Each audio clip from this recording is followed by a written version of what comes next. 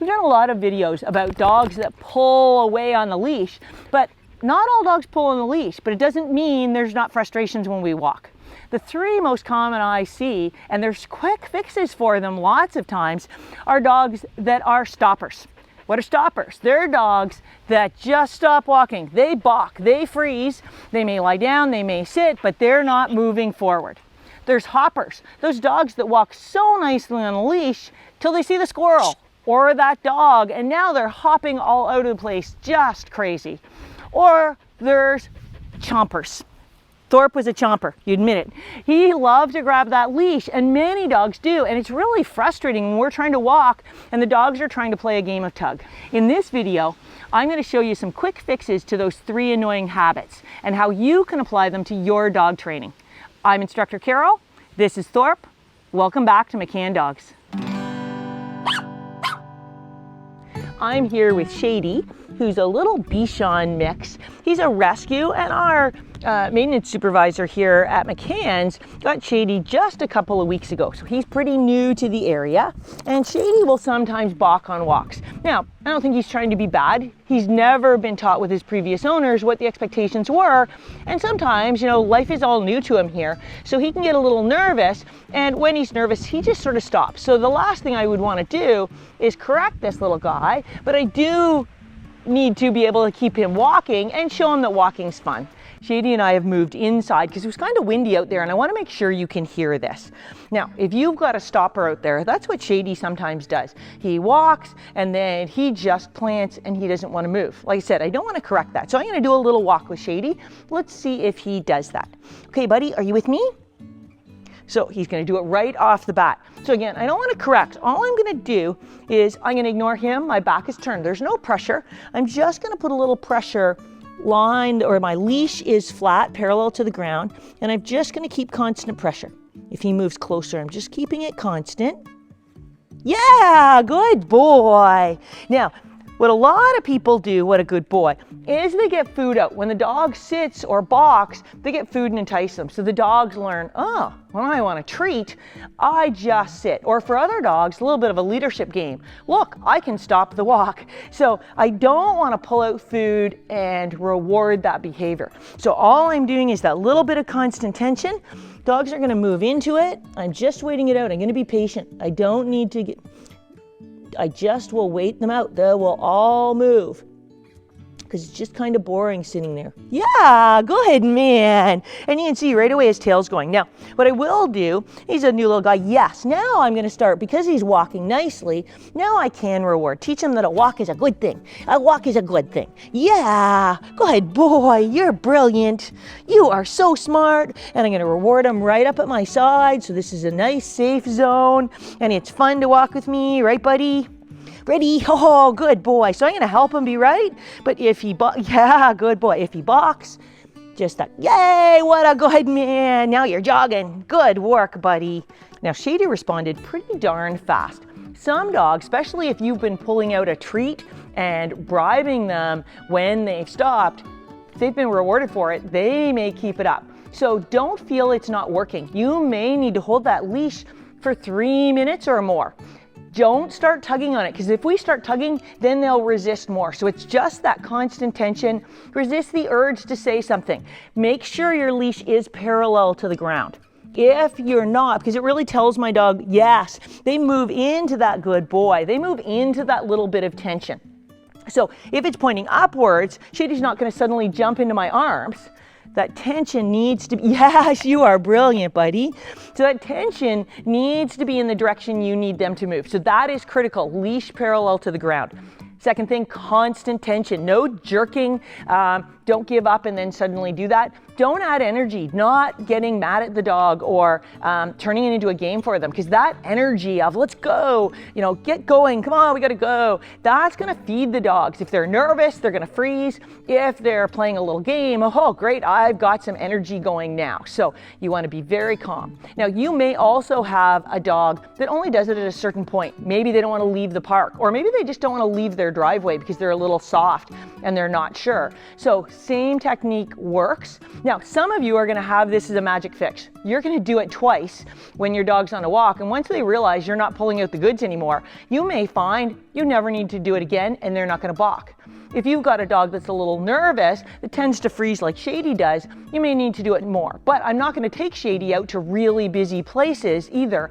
I'm gonna take treats and I'm gonna show him that life is safe. I'm gonna reward him for walking at my side. So if you're having to do it all the time, then we maybe look at, is there something else going on? Do you have a chomper? And what's a chomper? Well, just like it sounds like, it's a dog that feels compelled to grab the leash. So you want to go for a walk and they've got other thinking, they think it's time to play tug. This is one I might have a silver bullet for you. This is where we pull out the chain collar. Not what you're thinking. I would never put a chain collar on a dog's neck. But I can take that chain collar, I can attach it to the collar, attach it to the leash, so when that dog goes to bite, they've got metal. And some of the dogs will say, well, that's no longer fun.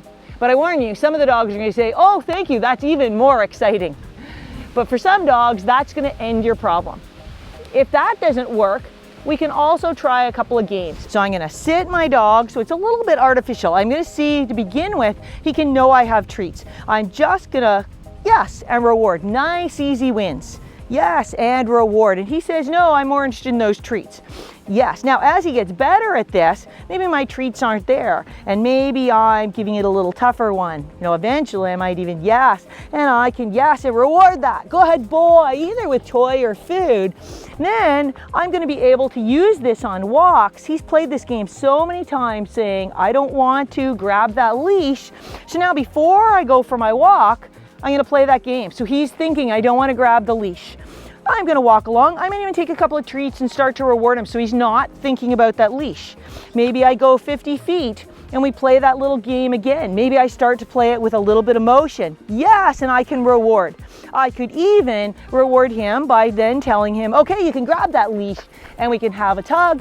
Then I'll work my out and then we can go back on our walk. When I want to change a behavior, I want to add value to the behavior I want. So if I am out on the walk, and despite me doing lots of things, my dog does take that leash and start pulling on it. If I try and get it out of his mouth, it's going to turn into a big game for him. Now, Thorpe's not going to. When he realizes I don't want him to take the leash, he's going to drop it right away. But if my dog didn't, all I'm going to do is let go of I'm not going to try and pull it out. I'm just simply going to take my hand, put it underneath, just a couple of fingers underneath that collar, and then I'm just going to keep pressure up. So now he can't bounce around with that leash in his mouth. I'm not trying to take it, so there's no big tug game. It's just a boring, I'm stuck here. Life just got boring. Now, if you think it's not working because they don't drop right away, just wait it out, because I guarantee at some point they're going to say this is boring and they're going to spit it out. Then it would be thank you, and I can continue my walk. Now, the first time, it may take a little while before your dog drops, but once you do it a few times, they're gonna say no longer is grabbing that leash much fun. Want a silver bullet for those dogs that are chompers? Well, if your dog loves to carry something, what about giving them something else other than grabbing the leash? You know, some dogs not gonna work because they're not gonna wanna carry it for long when you're not tugging it. Now, you may not have a chomper, but you're gonna have to stop every 5 seconds, pick up your toy. But for dogs like Thorpe when he was young, he loved to grab the leash. But all I had to do was pull out the ball, give him that, and now we can go for a nice walk and I don't have to worry about him chomping on that leash. Do you have a hopper? What's a hopper? Well, a dog that walks pretty nicely with you most of the time, until you see the squirrel or the other dog or maybe a skateboard. So there's one or two things that just turn your dog into this different dog that's pulling like a fiend. How are we going to deal with that? First off, with those hoppers, I'm going to take a few really good treats, a toy if they love it. I'm not going to do that for their lives, but I want to work through and them learning to ignore those tough distractions. I'm going to arm myself with the right tools. Now, the other thing to remember, if you have those dogs, especially young dogs that are easily excited, distance is your friend. So I'm going to pay attention. I see a person and a dog coming. So now I can give myself some distance. If I'm on a sidewalk and they're going to be coming past me, I can move off to the side while my dog is still calm and I've got those treats and toys. I'm also going to get my dog into a sit, because if my dog is sitting, they tend to be calmer and have more of a brain. So I've got them sitting right nice and close to me. Now I can talk to them, I can make some noises, I can get my great treats out and reward them for that terrific behavior. I could, yay, what a good boy, and I could pull out my toy and now I'm interacting. So as the other dog goes by at more of a distance than they would have, my dog sees that dog but says, no, I'm more interested in your treats or your toy and interacting with me.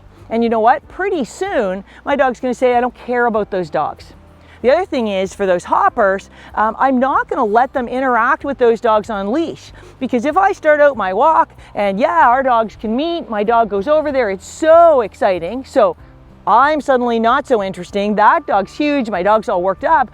Well, the next time we go past a dog, my dog's gonna say, wow, I've got to go see that dog as well. So one, they're learning that it's okay to pull on the leash to go see that dog, and they're rehearsing the wrong behavior. I want my dog rehearsing, I don't care about that dog, I would much rather interact with you. With all our young dogs or rescue dogs, foundation is so important. So this is something you can do today at home to help your dog the next time they go past that tough distraction. With Euchre, we're using a pretty tough distraction here.